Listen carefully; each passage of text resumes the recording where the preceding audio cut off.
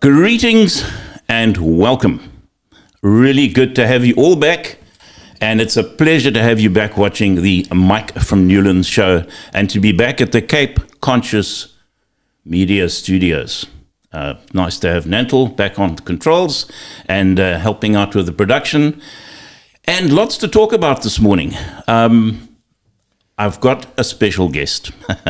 I know, yes, my guests are all special, but this guest is special because this guest is the person that really, I think so many of us wanted to talk to. It's really the guest that I need to talk to very, very badly.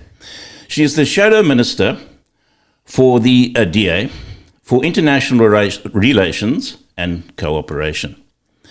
And the reason I'm so pleased that she's on the show, just for selfish reasons, is the fact that I am completely and utterly confused as to where we are going in South Africa with our foreign policy. But before I deal with that, dear viewers, let me just deal with a few grumbles, a little bit of housekeeping before I introduce Emma to the show. So I've been getting some feedback, quite a lot of feedback, and I appreciate all of it, but not all of it is complimentary, and that's absolutely fine. I don't mind that at all. I welcome it. But it has been said to me a few times, is this the DA show or is this the Mike from Newlands show? So let me just say in my defense, yes, I have had 3 DA members. We've had the Deputy Mayor of Cape Town, Eddie Andrews, and we had the retired Alderman Dimitri Collier, and of course we had Councillor Emil Langenhoven. So look, that's 3 out of 8. The other 5 were certainly not DA, but I am going to endeavour, really am going to endeavour to get guests from all parties onto the show. But in my defence, I have to say that it is not that easy. I am a one-man show. I don't have an army of administrators behind me. And it's really often the case of the website, whether it works or not. And I have to say this, that if you want to see how easy it is to get somebody from the DA, go onto the DA website. You will find the name of the person, the position they hold within the party, a contact number and an email address. And here's the crazy thing. They respond.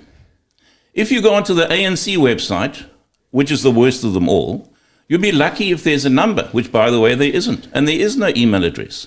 I still can't find out who does what. We're in the Department of Education, the Shadow Minister of Education in the Western Cape. I recognize him. I know what he looks like. But for the life of me, I can't find anything about him on the website. So I do tend to pick the low-hanging fruit. But having said that, I'm very pleased to say that the Al Jamaah Party has agreed to come on the show. Their leader, President Hanif Hendricks, has agreed, and I look forward to having him on the show, possibly even this week. So I am spreading my tentacles, ladies and gentlemen, and will definitely do the best I can to get more guests on the show. Now, I want to just move on to the introduction, but first of all, this is a great opportunity to welcome Emma Powell to the Cape Conscious Media Studio. So Emma, welcome. Hi, Mike. Thanks for having me. It's my pleasure, I assure you, and thank you so much for taking the trouble out. I know you have a busy schedule, and I really do appreciate it. But you are going to hopefully solve a lot of issues today, and you're going to help me understand the foreign policy that we enact in our country as delivered by the ANC. And the one thing I want to understand better is I'm going to start from the position of the fact that poverty sucks. To my mind, the most important thing, and I've stressed this before, dear viewers, as you all know to the point of boredom, is that without the dignity of work, we have very little. We might have a democracy, we have freedom of speech, but we do not have the dignity of work. We don't have anything that we can honestly say we can grow a country on. And we seem to be on a mission to destroy jobs in our country. Why do I say that? Well, we seem not to want to get our own backyard sorted out. I'm sure most people will agree.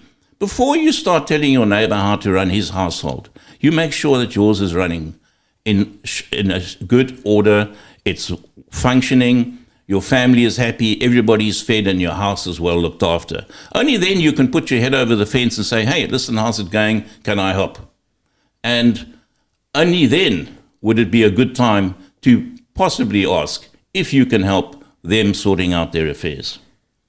But we seem to here in South Africa, with the ANC, have taken the view that we are going to get involved in everybody else's foreign affairs except our own. We've got massive unemployment in this country. The first consideration, surely, of any good government is going to say, okay, foreign policy, how do we ensure that we keep the jobs we've got? And how do we ensure that our foreign policy will encourage more investors into our country? We have the highest unemployment rate in the world. In the world, ladies and gentlemen. And if it's not the highest, it's the second highest. It's too high. It's 40, 50% or whatever it is. We need to change that. But what do we do to make matters worse? Russia invades Ukraine, and we seem to support Russia. Now, that's fine, except that Russia, we do maybe 14 billion rand over a year's trade. With the USA, we do 350, 360 billion. We'll throw in Europe and we're into 800 billion, whatever the figures are. It's massive. Why on earth would we jeopardize that? Why do we do that? I just don't understand it. We have Fikile and Belula currently in Russia supporting, would you believe this? I want to actually ask our guest Emma about this. I've never heard of this. But here we have the Secretary General of the ANC, Fikile Mbalula, supporting what is at the Forum of Supporters of the Struggle Against Modern Practices of Neocolonialism for the Freedom of Nations. Now, that would be laughable, absolutely laughable. If it wasn't there while he's there, we had the absolute tragedy of a Russian dissident dying, frankly not dying, murdered by the psychopath Putin. It just doesn't make sense. Now let's just briefly touch at Israel. Another situation. The country is the size of the Kruger National Park. It's on the other side of the world. It takes 11, 12 hours to fly there, I don't know. It's actually a country I've been to quite a few times.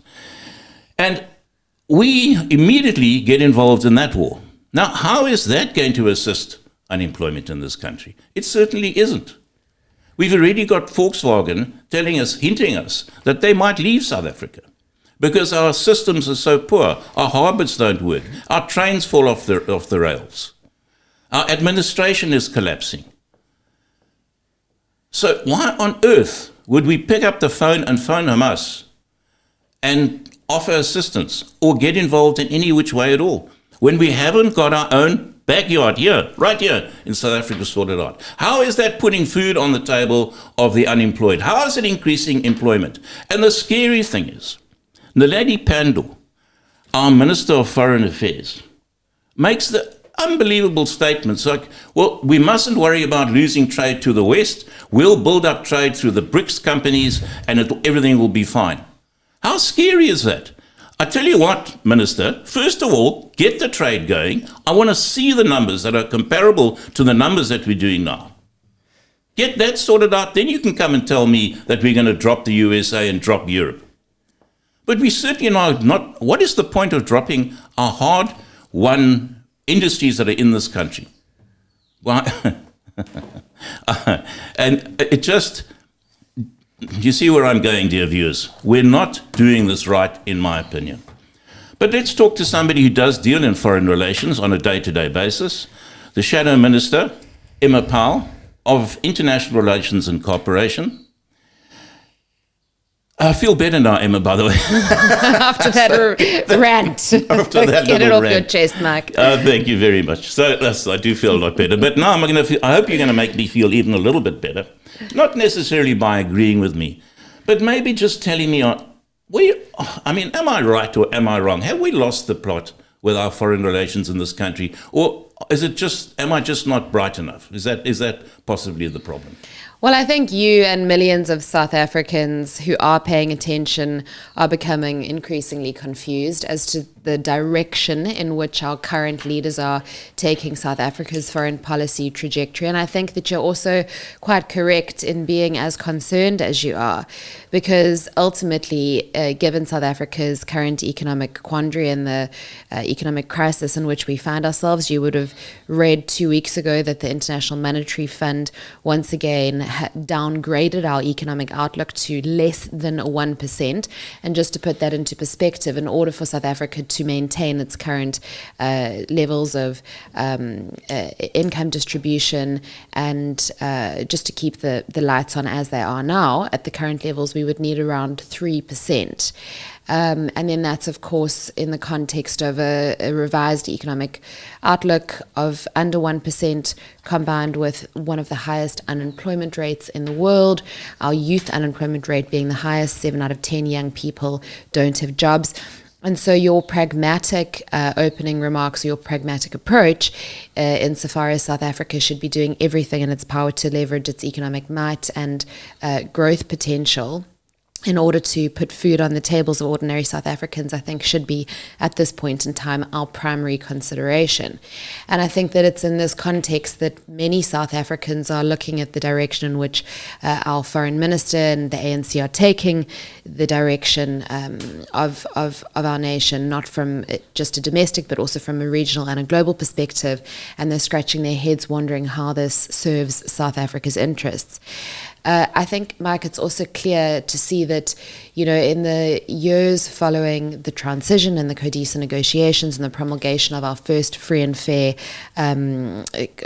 election in 94, followed by the promulgation of our constitution in 1996, which is still considered to be one of the most progressive constitutions in the world, that South Africa had enormous respect and global standing on the world stage. But that, of course, has been eroded by many years of state capture and of course, the economic direction in which South Africa should be heading should be enhanced and leveraged through economic diplomacy. Instead, what we see is the ANC acting in what appears to be their own party political interests, shoring up resources and support with what I have termed now the axis of malign actors, Iran, Russia, and their proxies. And it's my contention that this is being done in the context of an increasingly paranoid ANC that we know in the last local government elections, if we extrapolate that to the national level, it dropped below the 50% margin. They are now largely a rural party. And so they're, of course, scrambling for resources and friends in all sorts of places that traditionally South Africa wouldn't have found those friends.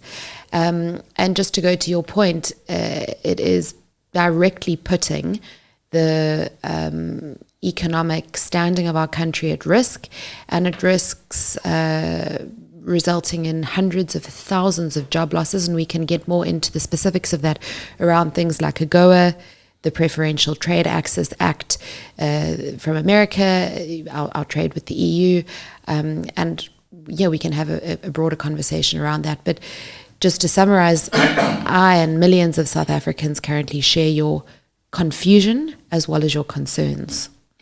Emma, thanks very much. I think, I think that's kind of, we're on the same page on that. Just listening to, what also I find amazing. And I think it's becoming clearer to me that our foreign policy is not around what's good for our country. Our foreign policy is an ideologically driven foreign policy that the ANC have a vision of. They are using the foreign policy to manipulate, to ensure that they get their way and that they operate the country in the manner in which they like. But the sacrifice that we are making is huge in terms of unemployment. And also it doesn't make sense. I don't understand, Emma, how is it that the president of this country can fly in Ikwazi in his 737 at I don't know how many millions of rands every time it takes off, go all the way to Ukraine and get involved in their troubles and the invasion that they're dealing with from Russia, When he flies over the Sudan, and I'm not going to go through the figures, but let's say it's 350,000 people here are potentially going to be starving to death. The number of deaths is in the hundreds of thousands. The war there is totally out of control, yet we seem to have no interest in that at all. And that is on our proverbial doorstep. But no, we go all the way to Russia. And to make matters worse, we allow the ANC Youth League to go in there and monitor sham elections in a country that's just been invaded. And the Ukraine is a free country. It always was a free country. It's been elected, and the government that's in place today is democratically elected and legally constituted. Yet it gets invaded by Russia, and we support Russia. I just simply don't understand. So the logic, if we're going to support anybody, and if we feel that we have to stick our noses into other people's business, well, let's stick it into business that's in South Africa. Rather on the African continent. Let's get involved in the Sudan if we have to. But I also want to touch on that as well, because I think that's another bad idea, is sticking our nose into even business on the South African continent, Emma, because I go back to my point, we haven't fixed our problems up here at home. So we are in no position to tell other people how to solve their problems. The days when we had Mandela and the old ANC, those days are gone. We are now seen almost as a rogue nation. We've been downgraded. We're on the grey list. It's an absolute mess. And we're in no position to tell anybody how to run their country. And I want to just touch on while I may, it wasn't on my little script here, but what is the take of the DA in terms of this involvement in Rwanda? We lost, I think, 3 or 4 soldiers, young soldiers in our SANDF just recently from a mortar attack from apparently the M23. What are we doing there? We're peacekeepers, I understand that, but we have no backup, no support, no helicopters. Apparently the Roy Falk, I think there's one that's managed to take off now and again. But generally speaking, from what I'm hearing from the military experts, we shouldn't be there because we do not have the support for our troops. Is that the case? Do you know? Well, I would encourage you, if you're interested in understanding what's going on in the Great Lakes region and the volatility that is abounding, and I think that it's going to kick off quite soon. I think that what we're seeing is just the beginning of potentially another flare in conflict in that region. To speak to my colleague Kobus Mare, the Shadow Minister for Defence, he is an absolute expert. He's been the Shadow Minister for a decade, and he can go into the specifics with regards to our battalions and the status of our equipment. We did lose 2 young soldiers there as a result of a mortar attack last week, and our deployment, South Africa's deployment to the DRC comes obviously in the context of MONUSCO, the United Nations peacekeeping forces having been withdrawn as a request of those governments. The SADC, the Southern African Development Community, then pledged that they would replace those peacekeeping forces. The South African Army then deployed late last year ahead of that SADC deployment, and that is, of course, why we currently have peacekeepers. The standoff that is occurring between the DRC and, of course, the M23, that Rwanda is accused of funding and equipping and arming, but of course denies, the Kagame regime denies doing so. That conflict is yet another conflict that is abounding on the African continent. And that's, of course, in the context of the significant democratic backslide that we're seeing on the continent. We know that there have been over 8 coups that have taken place in the Sahel, in sort of the West African region. And of course, we've seen in the context of what's going on in Russia, Ukraine, that Russia's involvement in waging as a sort of in a proxy manner, and fueling and fanning the flames of those conflicts in places like Niger, Mali, Burkina Faso. We've seen the use of propaganda, fake news, all sorts of technological deep fakes, the use of videos that are replicated and syndicated across social media platforms to whip up resentments and fan the flames of violence. There's been, of course, quite significant interference in that region.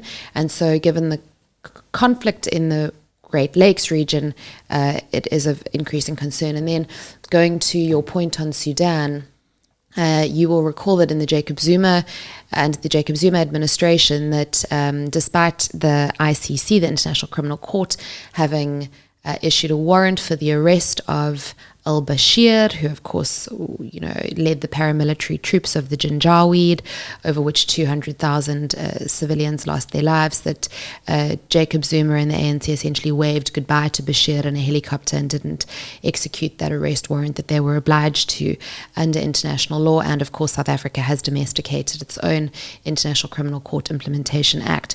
And instead of enforcing the law, we allowed Bashir to fly away.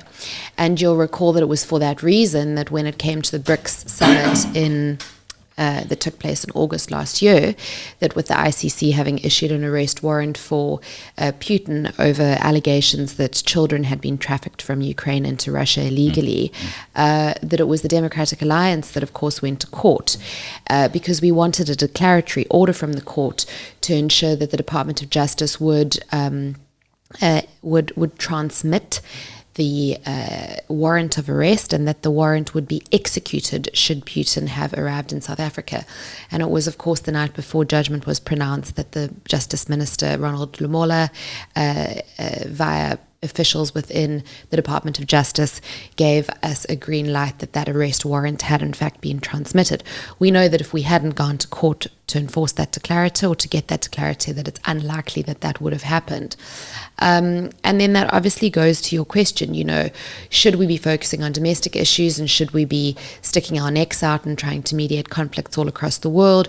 What is the utility for the South African people, and what is our role as a hegemon on the African continent in terms of international relations? Now, I think that it would be ignorant to say that we can simply become isolationist and focus only on domestic issues. We live in a multipolar world. I was at the Munich Security Conference last week. The mood in Europe is dire. There's a huge amount of contestation over the amount of aid, weaponry, and support that Ukraine is receiving in the context of Russia's continued war of aggression, and they need help from their Western allies.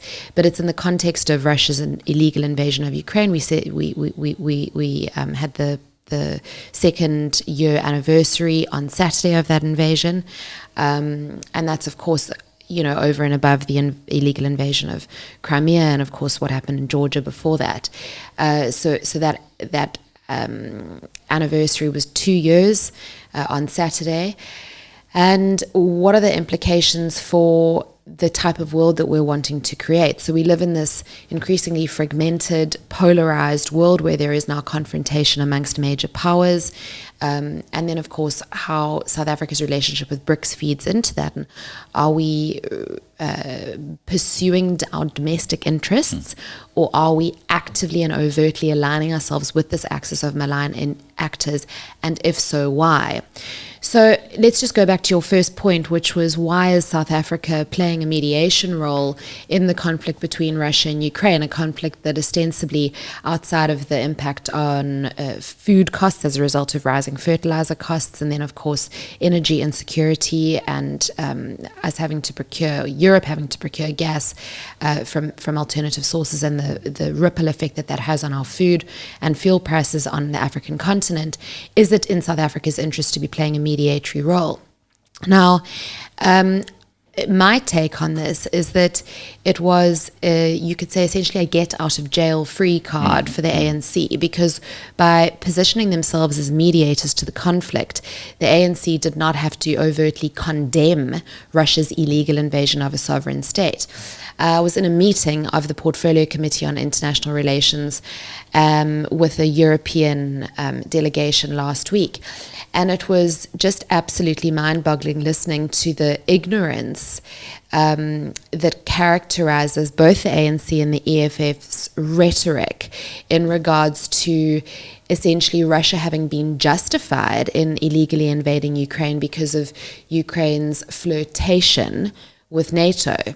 Now, Russia has got many NATO member bordering states, or neighbors, you could say, and they have not posed any risk to Russia's domestic security. This is about imperialism. This is about Putin seeing himself as an emperor and wanting to expand these imperialistic ambitions that he has. For example, perestroika and what happened in '89 and the essentially the fall of the Iron Curtain, and the independence of former USSR satellite states was, in Putin's worldview, considered to be the greatest tragedy of the past century. And it, of course, broke down the ability for Putin and the Russian state to wield an empire-like catchhold on the Western world. And so these actions in Crimea, in Georgia, in Ukraine 10 years ago, now in Ukraine 2 years ago, these are all sort of dog whistles to these broader imperialistic ambitions. The ANC, having gone over there and positioned itself as a mediating force, was essentially just a mechanism by which the ANC could avoid any form of having to take a firm stance and having to condemn these illegal actions for what they are. We can, of course, talk more about South Africa's recent action at the ICJ. It's a very emotive topic. It's something that I think many South Africans, given our lived experience and our recent history with apartheid, feel very strongly about. But there are more, you could say, nefarious, in my view, underpinnings or objectives for South Africa having taken the action that it has in the context of the state of our domestic security and economic situations. And then, of course, with Sudan, what's going on in Sudan, it's something that I've tried to speak about at the podium in Parliament as often as I possibly can, and that is that there have been the same number of civilian casualties, according to Sudan Transparency International, in that country, in the flare-up over the past sort of 8 or 9 months, with what's going on with Hemedti and the internal displacement of civilians, as there have been civilian casualties in Palestine. Now, Sudan is in our backyard, and we haven't approached any international courts of justice in regards to what's going on. And in fact, our president hosted Hemedti in December. And I don't know if you recall, but his spokesperson, Vincent, actually tweeted a photograph of Hemedti and Ramaphosa with the caption that Ramaphosa was welcoming the president of Sudan, and then very quickly deleted that. So, this bloodbath is unfolding in our backyard. And then that's, of course, not even going into any detail about what's going on in Zimbabwe. We had the draft SADC report that essentially chalked the election with Mnangagwa having won up to a complete farce. It was a sham election. It was not free and fair. A number of pieces of legislation targeting opposition party and what they considered to be political dissidents were passed in the run-up to that election. The SADC's draft report was scathing. And when the SADC sat, that report was simply noted. It was not adopted, and it was filed in file 13A. Our president flew across the border, shook Mnangagwa's hand, congratulated him on the election, and we continue in this country to have to deal with the consequences of that, and in excess of 3 million Zimbabwean people that are seeking economic exile in South Africa. So, it is not, we're often accused of whataboutism. Oh, well, we've gone to the ICJ, look at the DA over there in the corner shouting whataboutism. This is not about whataboutism. This is about pragmatism. What is good for South Africa and what is not good for South Africa? And if we're going to talk about upholding the laws of freedom, justice, tolerance, what is good and what is right in the context of, for example, the actions that we've pursued at the ICJ, then we must do so on a consistent basis. If we are not doing so on a consistent basis, then it is, of course, right for those of us on the opposition benches and those of us who are critically analysing the landscape to be asking the questions that we are asking and to be looking for facts and for answers that lead us to be able to draw conclusions that are logical and that add up. Right, that makes sense. I love that word, logical. Nothing is logical. Emma, I think you really summed it up so well in the sense that I just, and I know I'm not alone, the average citizen cannot understand take Russia, its invasion and excuse that it uses, as you point out, about NATO. They don't want NATO on their border. Well, they've now invaded Poland, and now they've got sorry, not Poland, they've invaded Ukraine, and they've got Poland on their border.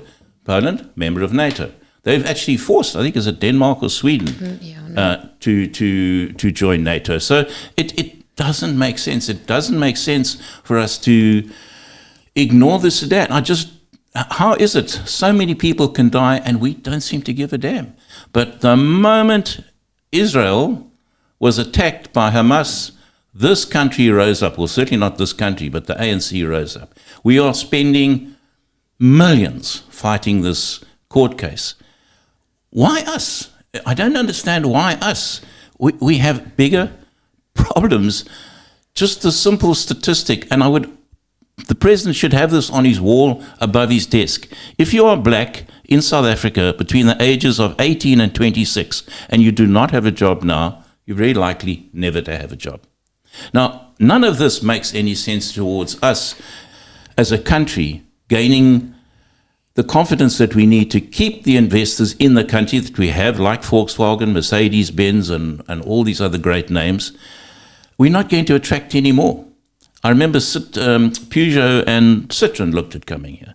Got to Friday of their life when they looked at our political union situation and left. I don't know how many thousands of jobs they took with them, but they're gone. They will not be coming back here.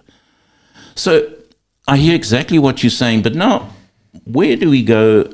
I think we can conclude that our foreign policy is not about what's good for South Africa. That certainly cannot be the case. Our foreign policy really is what the ANC and their ideology want to do, what they want to achieve, the outcome that they want, but not what's good for the country. But I need to just touch on Israel, if I may, and the situation in Israel, and the fact that our minister picks up the phone and phones Hamas. And Hamas say, and this is where the trouble starts, Hamas say, yes, well, she phoned to congratulate them on attacking Israel. She says, no, that's not what she said. She phoned to offer humanitarian aid. So already we're in trouble. Already somebody's telling a lie. Is it South Africa's minister or is it Hamas? We're already in trouble. How has that possibly benefited our unemployment in this country? Not one bit. But South Africa seems hell-bent on going down this road. From the DA's perspective, where do we see an outcome? Is it again just the question of the ANC doing this to I don't know, curry favor? I just actually don't know. Unless, of course, and maybe this is where we should go in this conversation, is it comes down to money. I'm beginning to think more and more that the ANC in South Africa needs money. We know that they were bankrupt not long ago. I think the sheriff of the court pitched up outside Loot Freely House at 135,000 in their bank account, and they owed just one company alone 150 million. And now all of a sudden the company's been paid, all the staff have been paid, all the back taxes have been paid, all the outstanding amounts, and the ANC is now cash flush. So that makes me ask the question, and I'd like to ask you this question, is, am I right in surmising this money might have come from Iran, Iraq, Russia, and will we ever find out? Because there's a substantial amount of money must have moved into this country. And if that's the case, another question I have is, how did it get here? Because I got into trouble not long ago for cashing a few dollars that I'd forgot to cash when I came back from Europe last year. And I had to fill out a form. But here we get 150 or billion, I don't know, into the country, and it just arrives here in the ANC's bank account. So What's your take on that? Well, we're in very, very contentious territory, and I think that we must separate our moral and legal obligations, or let's say ethical and legal obligations, from the ANC's finances and conjecture. I think I just want to go back to brass tacks, and that is that we are currently essentially in a particularly dangerous position in the battle of ideas for the world that we are trying to shape. So we know that the geopolitical sands are indeed shifting in the context of the increasing polarization and fragmentation of the global world order and this confrontation amongst major powers. And it is in this context that South Africa must now choose in this battle of ideas. Are we going to join forces and align with bad actors whose dispensations are characterized by populism, fanaticism, oppression, tyranny, closed systems? Or are we going to stand firm, using our constitution as the bedrock of our ideals, in continuing to stand for, defend, and promote the visions and the principles that essentially ensured South Africa's freedom, ideals like democracy, openness, tolerance, justice, the rule of law? And so it is in this context that our drift into the ambit of this axis of malign actors and our failure to speak truth to power, our failure to come out firm in terms of condemning acts of hostility, aggression, terror, and war is very confusing in light of course, the significant legal international action that South Africa has taken in respect to the current Israel-Hamas war. Now, our position, the DA, one of our, you would understand, founding principles is a respect for the rule of law. We believe the rule of law to be sacrosanct. And it is in that context that every time I have been interviewed on the matter of the ICJ, I have said that we as the Democratic Alliance respect any state party's right to approach any international organ of justice. So we respect the ANC's right to have approach to the ICJ. That said, it is somewhat curious in the context of the state of our own finances, the dwindling resources that are available by Treasury. We sat through the budget speech last week and we saw the fancy footwork Godongwana had to sort of, the tap dance that he did around trying to find alternative income and revenue streams in a pre-election year where they can't raise taxes, and all sorts of very interesting things that were done around carbon tax additions, taxes for any foreign companies operating in South Africa, not raising income taxes, but not raising the bands either, which is essentially an additional form of taxation. So we saw some fancy footwork. And in the context of us potentially hitting a fiscal cliff if nothing changes by 2027, how it is that we afforded hundreds of millions of rands on some of the world's best silks, senior counsel advocates and international jurists to approach the ICJ over a conflict that really has very little to do with South Africa. And it's obviously in that context that you're asking the question, why did we do it? Were we motivated by moral outrage or obligation? Or was there some more sinister intent? Or was there some form of quid pro quo where essentially there was a financial mechanism, promise, undertaking, that the ANC would somehow receive funds? Now, we know, we all watched with great interest and concern when, for example, the boardroom table and the chairs were seized from Luthuli House. The NEC's glass boardroom table was seized by the sheriff because the ANC were bankrupt. Now, all of a sudden, no declarations have been forthcoming, but we're told by various NEC members that the ANC's finances are under control. We're seeing them now roll out an election strategy and campaign. And interestingly, in Parliament, nobody can seem to tell us where the money came for this litigation at the ICJ. In Parliament, there are a number of mechanisms available to us. One of those is something called parliamentary questions. I have submitted 35 parliamentary questions to the Department of Justice, to the Presidency, and to DIRCO to Minister Naledi Pandor's office, asking all sorts of questions on funding, who funded our jurists, who funded the litigation, the travel, were there any donations made by foreign actors, organizations, NGOs. Very interesting in the context of both the president and the foreign minister having traveled twice to Qatar and to Iran late last year before the court action was launched. And so I await those responses. This Wednesday at 3 o'clock, on Wednesday the 28th of February, we'll have a verbal parliamentary questions and answer session with Minister Pandor and a bunch of other ministers, including our State Security Minister, where we will be given an opportunity to ask further questions in this regard. Right now, I'm not going to go publicly and say that we believe that there are quid pro quos and that there are donations being made from X, Y, or Z actor. I think that information will make its way into the public space as we begin to get answers. Something that South Africans should take great comfort in is that our institutions and our oversight institutions and apparatus still work very well. We can do things like submit Promotion of Access to Information Act requests that compel state departments to disclose exactly how much money they spent on. I could ask a question such as, what did the minister eat on the flight and how much did the meal cost, and they are obliged to tell me.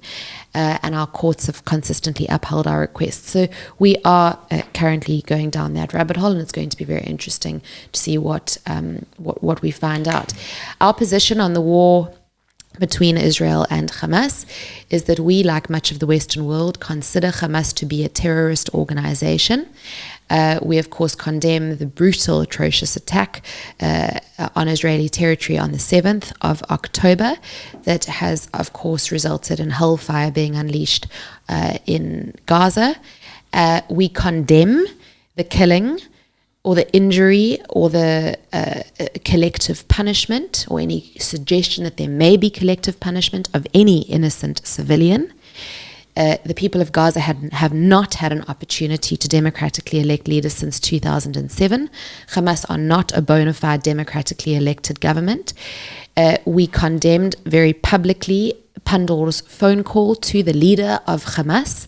If Pandor was genuinely interested in mediating towards peace, she would be engaging with the internationally recognized leader of the Palestinian people, which would be the Palestinian Authority via the United Nations and all sorts of existing multilateral bodies. Hamas, of course, have vowed to eradicate the state of Israel from the river to the sea. They have said that they will continue to Operation Al-Aqsa Flood. They will stage those operations over and over and over again until the state of Israel no longer exists. In that context, we have heard very concerning remarks made by the Israeli Prime Minister Benjamin Netanyahu and certain ministers in his cabinet, such as Minister Eliyahu, and we have condemned any suggestion by the Israeli authorities that a two-state solution is no longer possible. The DA has mapped out very clearly in all of our statements. I have released 8 media statements to date on this, and the members of the public can go and read those on our website. We believe that Hamas must disarm. A fresh date must be set for an election to take place in Gaza. The hostages must immediately be released. The provisional measures that have been ordered by the ICJ in respect of the protection of civilians must be upheld. And it is, of course, deeply concerning to see what is unfolding within Gaza. That said, the Israeli state does have a right to defend itself. They are the last bastion of democracy in an increasingly hostile Middle East. We know that they are surrounded by a ring of fire in regards to Iran, the Houthis, Hezbollah. We know that by the European summer, our winter, that if the situation is not curtailed or contained, that there will be a regional escalation that in the context of what is going on with Russia and Ukraine could lead to significant destabilization in our global order, and that the situation must be brought under control. And ultimately, the Palestinian people have a right to self-determination, to sovereignty, to security, to live in an unoccupied manner with a credible democratically elected government, and that the only plausible pathway to peace is that this is negotiated by the Arab world. And of course, Jordan hasn't opened its borders. Egypt has not opened its borders. And it is because the region is increasingly concerned about where this conflict is going that South Africa decided to spend hundreds of millions, if not billions of rands, litigating at the ICJ in a matter that is probably going to take a decade for the court to determine is beyond me. I think that the ANC have garnered a lot of domestic support for having done so, because many South Africans are still deeply triggered by the conditions in which the Palestinian people live, that are reminiscent of the conditions in which the vast majority of our people lived under the apartheid regime. But it is my hunch or my suspicion, and I will only confirm this once I've got verifiable evidence, but it is my suspicion that our government was not motivated to take the action that they did by justice. They were not motivated by what is good and right and true and just. Rather, there were more nefarious, you could say, party political objectives. In the case with Russia, for example, we know, because of declarations that have been made, that the ANC receives significant financial resources and backing from Russian oligarchs closely connected to the Kremlin, people like Viktor Vekselberg, for example. He's a Russian oligarch that owns a significant stake in a South African mine, United Manganese, and we know that that oligarch is making donations to the ANC. I was at the Munich Security Conference when Yulia Navalnaya, that's Navalny, who was, of course, until he was, we believe, murdered by the Russian state, the leader of the opposition within Russia. I was at the Munich Security Conference when Yulia Navalnaya spoke, and within 30 minutes, most leaders of the free world had issued statements condemning Russia's role in essentially the murder of Navalny. It took our government longer than a week for, via a tweet or a remark made on X by Clayson Moniela, the foreign minister's spokesperson, to say that Pandor urges a swift investigation into the circumstances surrounding Navalny's death, of course, in an Arctic penal colony. They're not willing to speak out. And one last thing before I hand the mic back to you, Mike, what was so gut-wrenching for me, sitting, watching Yulia speak to the free world just hours after learning of her husband's murder, was that the Secretary General of the ANC, Fikile Mbalula, was at a conference with Lavrov, the Russian foreign minister, in Moscow, speaking about this conference on neo-colonialism. In the moment that Navalny, the leader of the opposition in Russia, was murdered by the Russian authorities, that's certainly our belief. The schizophrenia of our foreign policy landscape under the ANC, one moment standing up for justice, going to the ICJ, calling for Israel to halt its military operations. The next, we've got the ANC's Secretary General sitting at a conference with leaders of the Kremlin while Russian dissidents and opposition leaders are being murdered in penal colonies. The schizophrenia is going to cost South Africa its most significant trade partners, and we are already starting to see signals, very stern warning signals, coming out of the United States. And I don't think that it's going to be long until Europe follows hot on the heels of what some very influential senators are doing in the United States. Emma, you paint a very scary picture, and I agree with you 100%. I think the message that we've sent to our trading partners in the West, even if you don't like them, they are our trading partners, and they deserve to be respected. And the irony of the ANC sitting in Russia, I can't help thinking of Steve Biko and Hussein Haffiji, Neil Agate, all these people that died in detention in South Africa in the most horrendous way. Steve Biko is obviously, everybody knows the situation there. Yet we sit around drinking vodka with the president of Russia, who's literally overseen the murder of his opposition member. I'm speechless. I'm honestly speechless. And I must say, I get goosebumps when I think of this poor lady standing up there, her husband just being murdered and making a speech. Yeah, I mean, it was gut-wrenching. Kamala Harris was on the stage, the Vice President of the United States, and they announced that there was a special guest. We knew that Zelensky was going to be attending the conference, and we thought that it was Zelensky that was going to come on stage. He actually addressed us the next day. But onto the stage mere hours after learning of her husband's death, on walked Yulia, and the conditions in which Navalny had been kept. I mean, the BBC have produced a number of articles speaking to the conditions. Absolutely horrifying. I just want to quickly touch on trade figures because it's bread and butter issues.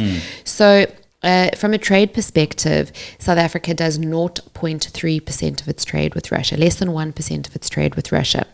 So obviously in the context of this BRICS plus, this expanding BRICS group, you know, there's been a lot of rhetoric in the aftermath of the BRICS conference last year that, well, you know, collectively the BRICS nations can rival the G7.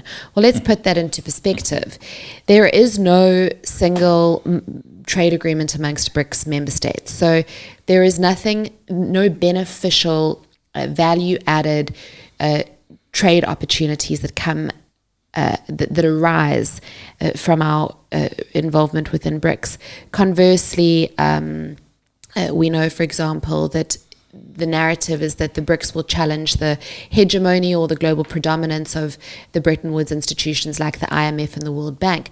But the BRICS Development Bank only has about 1/10 of the capital financing of those Bretton Woods institutions. We already have bilateral single trade agreements with a number of BRICS member states, so our involvement within BRICS does not derive for South Africa any additional economic benefit. Then with the expansion of BRICS to include rogue actors like Iran, we know that that is essentially to challenge and, to quote Pandor, the global predominance of values that have characterized the world for many decades. And when she says that, she's talking about what she calls the hegemony of the global north. But then let's just bring that back down to trade figures. So in front of me here, I've got our trade figures. The European Union remained the number one foreign direct investment into South Africa in recent years, accounting for 48.8% of total foreign direct investment stocks into South Africa. This is followed by the United Kingdom with 28%, the United States with 5.3%, and China with 3.7%. Now that's foreign direct investment stocks. From a trade perspective, we know that from a regional bloc perspective, the European Union is our single biggest trading partner, and that people love to talk about that relationship being extractive, but it's actually largely based on agricultural goods, vehicles, and value-added manufactured goods. The same with the United States. AGOA, the African Growth and Opportunity Act, that is, of course, a piece of legislation that was promulgated in the United States that gives preferential market access to emerging and developing economies, that South Africa does about 40 billion rands worth of trade under that preferential, essentially it's a duty-free agreement where we're able to export value-added goods to the United States without the tariffs. 40 billion rand. In the Western Cape, we estimate about 60,000 jobs. So that's bread and butter for 60,000 bread winners, right? It is frightening. It's just frightening. These figures are the reality. So the ANC can stand on ceremony and they can talk about justice, freedom, but where is the justice when you are actively taking steps to antagonize the nations that are investing in your manufacturing, in your agriculture, in your productive sectors that are providing jobs for your people? I mean, over 1,000 EU companies operating in South Africa. And that's not, Mike, that's not even going into the territory of, for example, we've got Volkswagen here. We've got Toyota. Now, how are those manufacturing outfits supposed to continue operating in the context of stage 6 load shedding where there are power outages for up to 11 hours a day? Those companies simply cannot afford alternative power supplies at the level of intensity that their manufacturing outlets and production lines require. So we are systematically eroding goodwill and chasing away the investors that feed our people. Why? So that the ANC can ensure that it has the financial resources to challenge the upcoming election. For me, it's really as simple as that. Yeah, I think that's exactly right, because nothing else makes any sense. It was just last week, I think I read in the Cape Times, a little throwaway, I think it was the Cape Times, I don't read that paper anymore, but it was one of the Fairy newspapers. tales. It was a credible paper, nevertheless, maybe it was the Sunday Times, that 197 children, just in the Eastern Cape alone, died from malnutrition and starvation. The Sunday Times published in February last year, a headline that said 200 black children die of starvation every month in South Africa. I mean, I expected all hell to break loose, Emma, when that headline came out in February last year in the Sunday Times. Well, nothing. Nobody said anything. SAFM didn't get up in arms. It was, oh, that's interesting. And we moved on. So I do hope I have to draw our very interesting interview to a conclusion, unfortunately, because I'm brimming with other questions. But I just want to touch on those figures. They are really scary. And I really do hope that the electorate will stop and think a little bit about where we are going in this country. I see it very interesting. You talk about foreign direct investment. China is only 3%. Interesting, isn't it? We see them as our big trading partner, but in actual fact, they trade with us. They buy our chemicals and the stuff that we mine from the ground. But actual investment into the country is hardly anything, which tells me a lot. And just touching on VW, I think the ANC have not really got that message. When the CEO of VW said last year that they are here to make a profit, they are here to produce a product that is a worldwide standard. And if they can't do that, they might have to look at moving on. And I can assure the ANC right now, that's exactly what Volkswagen is doing. And Volkswagen won't just pack up and leave one day. What they'll do, like all people that have left South Africa, they'll quietly pack up shop. They simply won't expand. They'll reduce their lines. Slowly, and the next thing you know, they're gone. Bell was another classic example of a manufacturer in Durban, employed 5,000 direct jobs. Where is it today? It's in Canada. It's in Canada today because the unions and government policy just made it impossible for this South African company to operate. Yeah, it is indeed deeply, deeply worrying. And then, of course, when we look at our trade relationships, we can talk about foreign direct investment, we can talk about trade. China is our largest single country trade partner, but it's largely an extractive relationship. So it's raw materials that are going in. There is, of course, a trade deficit that is not in our favor. But then when we look at value-added manufactured trade or what we call trade in goods, which are products that are produced here in South Africa that create jobs, not mineral or raw material exports.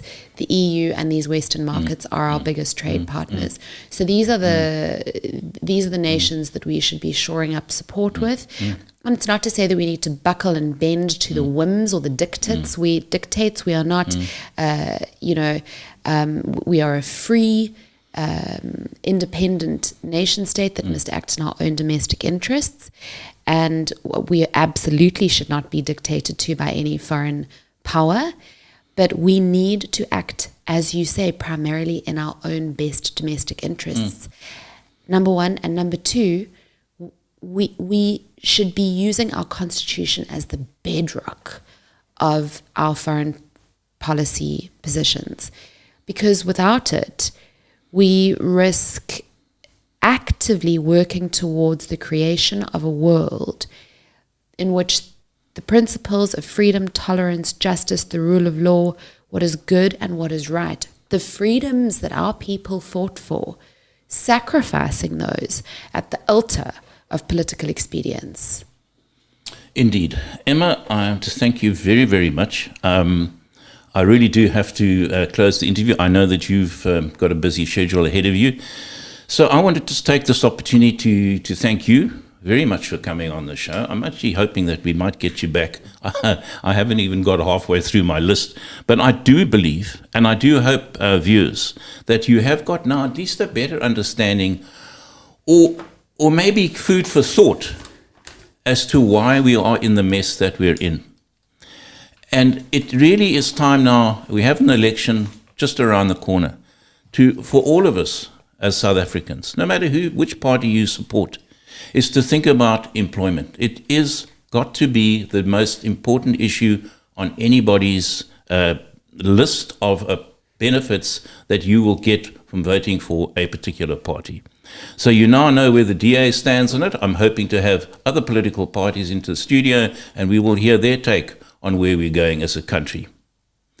So I want to just take this opportunity again to thank Cape Conscious Media for making this platform available to me. I appreciate it. Thanks, Nantel, very much for your guidance. And I want to just leave a quote. If I leave you with a quote, and the quote is Martin Luther King, and not the quote that I think you're all thinking of, but Martin Luther King, a very wise man, said, "All labor that uplifts humanity has dignity and importance, and should be undertaken with painstaking excellence." Martin Luther King Jr. And I think that really does sum up the situation that we're talking about this morning. Once again, thanks very much, viewers, and I do look forward to your comments, as they say, down below. Please feel free to comment on the show, and any advice and suggestions you might have, or otherwise, please feel free. And in the meantime, until we meet again, please do take care. Thank you.